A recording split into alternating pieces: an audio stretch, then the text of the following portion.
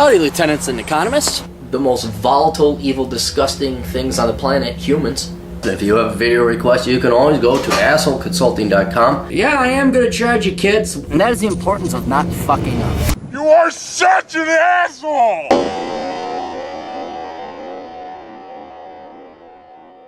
Hey everybody, go to assholeconsulting.com, and if you need a swift kick in the ass that your parents, your guidance counselors and teachers and all the other fucktards in your world that don't got the fucking balls or spine to tell you. Hi Aaron, I'm a 30-year-old male working in data analysis under the government. My job provides near full benefits, flexible hours, and I get along great with coworkers and have a great, generous, flexible boss. They are like personal friends. Fuck, winning. I have a defined benefit pension. Oh, you got a pension? Oh, you got a pension. Oh, what's that like? Oh, that's right, you work in the government. Oh. Allowing Freedom 55. My personal savings rate can make this much sooner. Plus, I can move to a cheap country like Thailand. I make about $75,000 gross, $50,000 net, of which I currently save a bit less than $30,000 as I live with my parents. I pay rent plus my own expenses and have no car. Right now, I have $100,000 saved up in various liquid assets, no debt since graduation. I have fairly extensive investment training and experience through the conclusion of all my research. Though the conclusion of all my research is to get into an index when valuations are right. Seeing as I've stagnated in my current position due to an injury, finding new jobs and sitting for long certifications tests will be difficult. I'm thinking of doing part-time online masters to get moving in at least some area of life. What do you think of health informatics masters, public health being another option? Is it a bullshit degree? It'd be $20,000 spread over 3 years, which is nothing versus my budget surplus, and I'll be working so I don't lose opportunity / cost income. This is to boost employability prospects should I need it as well.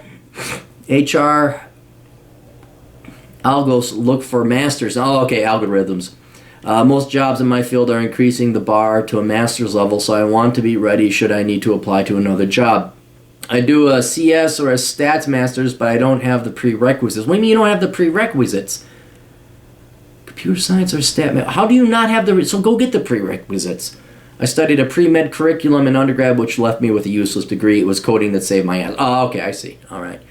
Given your previous videos, I'm guessing you advise stay as a civil service data analyst. It's a good accommodating setup. I can move up while here, but you get a raise that is a fraction of your salary, but your workload, stress, politics multiply. I'd rather stay technical than go managerial. Add in progressive taxation, and the deal doesn't seem very sweet. In my jurisdiction, progressive taxation can hit 50% at $90,000. Harvard studies also pin $75,000 as a salary where you won't be much happier with additional dollars due to decreasing marginal utility. Am I being cogent here given physical constraints or complacent? My buddies and peer group are mostly over six figures, so it feels like I should be doing more. Fuck! Also, what do you... I remember why I charge you so much. Also, what do you think about living with parents for prolonged periods from 30 to 40 to save more capital? I'm paying 33% below market. Okay, hell, let's just do one at a time here. Dude, don't fuck up a good thing, okay? You got 6 figures stored up. You make $75,000 gross. You have $50K net. You live with your parents. You like your boss. They're friends. Fuck. Don't give that up. Don't give that up. Now, if you want to, another way, I would ride this till you're dead. Right now, I would kill to have what you have. I would, because you have the money's good. That's fine. It's not the money, but you actually enjoy your coworkers. You belong to a team. You got a fucking family. And that is rare. That is so fucking rare. And you motherfucking son of a bitch, you're so fucking lucky you got that you don't know what you have to work in all these jobs to realize how rare it is that it's like, well, I got a big-titted, red-headed girlfriend over here, and she just likes giving me blowjobs, so can I do better? It's like, no, you fucking idiot, you can't! Well, I heard that sometimes there's redheads with even bigger tits. No, it doesn't get any better than this. It doesn't. I wish you had suffered in life so you'd realize what you got. So do not give that up. You got a fucking pension? What the fuck? So, I would, not just for the money's great, But you're not gonna have that. I mean, honestly, you're just not. I'd kill to have what I had back in the olden days when I worked security, because the people were fucking awesome. But you're not gonna see that again. So what I would do is just sit there and shut the fuck up and be happy. Now, as for education beyond that, it becomes moot because you're happy and you're already winning. The only reason you would get a master's degree is as an insurance hedge in case there were to be cuts, in case you were to get laid off, in case your boss was replaced by an insufferable cunt, in case your coworkers, you brought in a girl who's like, everything's rape. I mean, I'm not just to pick on women. You could get a whiny, snivelly little guy in there too. Some SJW millennial type comes in and fucks up the whole works. This may not last forever is what I'm saying. So you would want to have some kind of degree that you could continue on. It would not to be make more money because, truthfully, looking at your situation, you're a real MGTOW. Not one of these fake posers. You just don't seem to give a shit about women. You're living with your folks at 30. You never mention girls once. You're having an okay time. You don't need to make that much money. So get your master's degree. I'm sure they pay for it. I'm sorry, they don't pay for it. I pay for it. Should I stay with this job that pays for fucking everything and a pension? And do you get blowjobs too? Do you get free blowjobs? Do they bring in the redheaded big boob women to give you a blowjob at this government job? We don't get that in the private sector. No, it's just hand job Friday. That's what we come on. Blowjobs for the federal government. That's for the state workers. So you would get a master's degree. No, don't do this health informatics, man. All this health administration bullshit. Let me explain to you masters in health. It's for women primarily who don't want to work hard and become actual doctors. Well, I'm pretty smart. I think I should. I like children. I like helping children and people. Pay me 6 figures. It's bullshit, okay? I know a ton of people, men included, but predominantly women, who are 58. They went and they got their masters, and oh my God, there's no job. I thought I got a master's. Barack Obama said I get employed. So don't do that. Masters in health. Masters in health, anything, unless you're becoming a fucking doctor, don't waste your time in it. I do like you going back to school, getting whatever the prerequisites are for computer science, and getting a master's in statistics or computer science. Okay? You seem to be in no rush. Go back to undergrad. Get your fucking degree in computer science. Or actually, you don't need, in some of these programs, you have the experience. You don't need to actually have a lot of these classes. You can say, hey, can I apply for the master's directly? Say, well, yeah, you kind of got the experience. So talk to the local school, wherever you'd go online, and see what they think. See what the recruiter thinks. But don't waste 3 years getting a fucking worthless degree in health management or informatics, whatever fucking euphemistic bullshit they come up with saying it now. Health management. Go computer science, go statistics, and that is going to provide you a solid plan B. I think in just getting a bachelor's degree in computer science or statistics would help. I don't even think you have to go get the master's. But if you got nothing else going on, you need intellectual, yeah, okay, go ahead and do it. But I would ride this ship with you and your buddies that you enjoy working with, getting paid $75,000 a year with blowjob Fridays, paid by the taxpayers. I would stick with that until it ends, okay? Stick with that until, and if that means till you end, till you're dead, so be it. That you're not going to find that again. So then plan B, yeah, go get a worthless thing. So we answered that. All right, now let's move on with your folks' question. Also, what do you think about living with parents for a prolonged period from 30 to 40 to save more capital? I'm paying 33% below market. I'm mostly at the office commuting, so paying for a mostly empty place makes no sense given my health condition. I don't want to be caught with high expenses and no support. I'm also 5'6", Asian, balding, and injured. I figured women are out of the question anyway. Plus, I was only seeing rejection with no success prior to injury. I never dated. Okay, well, and you know what? It doesn't seem like this is very distraughting to you. Obviously do what you can. Don't fucking. And I don't sense this either. Like, woe is me, life is lost. I'm a virgin cow. I hate society. You've taken a very realistic assessment of your situation, and it doesn't seem to bother you. Now, this doesn't mean that you shouldn't date. I mean, hey, I don't know how marred you are. You make it sound like you're the Phantom of the Opera, like your face got blown off or something.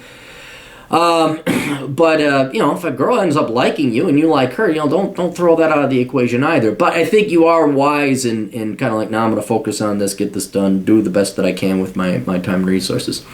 This negates any social opportunity cost of being at home as far as dating goes. God, look at the cold calculating. This guy is. You guys should take a lesson from him. He removes emotion and want, and goes with literal, practical empiricism and reality. I've seen a lot of red pill videos, so I don't believe I'm missing on too much, especially given my stats and social status. It'd be an uphill battle. I did want a girlfriend, but in this environment, it seems to be way more trouble than it's worth. So yeah, if you're not looking for girls and you're okay, and it sounds like you're making more money, yeah, why not just stay with your folks. And honestly, if you run into a girl, you go out and you be social, and you just say, look, I'm 5'6". I mean, the candidness and the bluntness of it, that would actually be quite endearing and charming to the right type. Because say, look, I'm 5'6", I'm Asian, and I'm a cripple. Why the fuck do I need my own apartment? Now you like I'm bringing people back home. It works. Now if I find a girl, blah, blah, blah, yeah, I got the money, I can afford my own place, but I'm not fucking unnecessarily paying rent in the hopes, because that's all you'd be doing. Let's be very blunt about your finances. You would only be paying rent in the statistical unlikely chance you get a girl back home. And frankly, fuck that. That's what prostitution is for. Go up to fucking Canada, get yourself a prostitute, get laid, come back, and you save way more money on rent than, maybe a girl, I can bring her back to my place. Fuck that. You ain't got, and you're right. You've accurately assessed your situation. Back to asset management. In addition to equity portfolios, I was thinking of buying rental properties.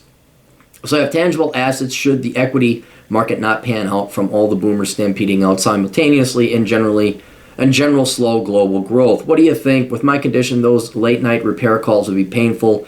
An alternative of using property managers would cut into the margins, not to mention junky depreciation, missed late payments if you misjudge a tenant. Should I just read it up in that case? I will also keep a small amount of money, 10,000-ish per year for Forex trading. I'll see how I do in the simulators before starting and check live performance. Thanks, Anonymous. All right. I can't give you specific financial advice. I can't tell you what to invest in, but I do like your plan. Given your physical ailment, yeah, I would eschew rental properties because you're going to have... And in the rental properties, it all depends on the property. If you do a full-fledged... Like I just had a client today, and we were looking at a property, and I did the numbers, and the numbers were compelling. Like, he could afford the property taxes, the property manager. I'm like, dude, you have such huge margins. Now, he got a good deal on it. But, the next property over is probably a horrible deal. So you have to do full rental analysis, and then you have to get in. I mean, if you're going to go to school for a master's and you're working your full-time job, do you really want to have these late-night calls from the fucking 19-year-old girls? There's a light bulb out. What do I do? I mean, seriously, that's the type of shit you're going to run into. I would not ruin what is a very nice and peaceful life that it looks like you have with rental property. Real estate investment trust is another way to get exposure to real estate, but there again, you got to make sure you got the rates of return that you need. And the dividend yields I'd be looking at, I mean, the problem with REITs now is that they're so leveraged that a slight little bump in the real estate market could make them go bankrupt. So yes, they may pay a dividend of dividend yield of 5 to 7%, which is good, but you got a lot of leverage risk there as well.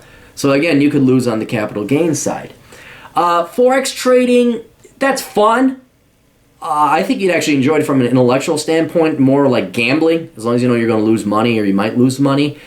But I would not make it that much of your permanent investment portfolio account. Forex trading is kind of like precious metals. Like, buy some, have some insurance, you're done.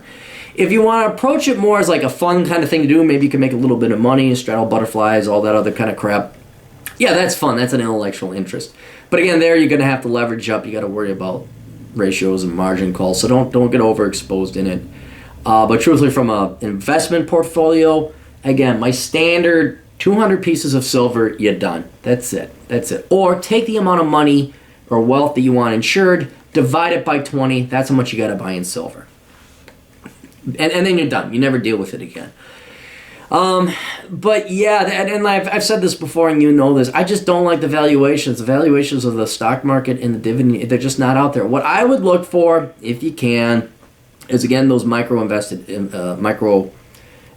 those micro equity investments, where your rates of return are higher. You can always go to like those internet lender type places where you lend, peer-to-peer lending. Take a look at that. That might eke out a couple extra percentage points. Again, you could always lose your ass on everything. That's just how it goes. I would, though, with you, I mean, do you have an interest in like any kind of entrepreneurship? That would be something that you might be interested in, something that you could invest in yourself, get a more solid rate of return. But finally, what I would do is, if you want to go to Thailand, I would start traveling now. That's what I would do. And you think it's traveling and it's luxury, and it is, but you're really doing reconnaissance, and that's very important. A lot of guys say, I want to go to Thailand and get Thai whores. Okay, have you been to Thailand? You know it's hotter than fuck there. You may have a huge allergic reaction to the pot. You go, my God, Thailand, greatest city to fight. This is where they could have a statue of you built. You could be the one. He has come, the chosen one. And then you're allergic to some fucking pollen in the air and you can't breathe. Fuck you can't go to Thailand. So you got to go to these places first. So that's what I would do, is with this extra money, I would fly out. You got a lot of money. Fly out first class, enjoy yourself, and find out what maybe your next, do some research. It's not investing. You're not going to get a rate of return, but you're going to know, like, okay, now it's time to move to Thailand. All of a sudden, oh shit, I pinned my entire life on moving to Thailand, and I fucking hate Thailand. You know, I don't like the smell of elephants, whatever. So I would explore. I go travel and find out where you may want to go. If you find a place you absolutely love, I would maybe buy some acreage there too. Again, not an investment. You're not going to make money on it. And you could lose it. The government could come in, oh, fuck the Americans. This is our property again. Thanks for the money. That might be a place where you buy some property, down the road buy a house. That's something that I would look at. But yeah, I don't like the valuations right now of the stock market. Anyway, well, best of luck to you. You're on the right track. For the love of God, don't give up that fucking job. Toodles.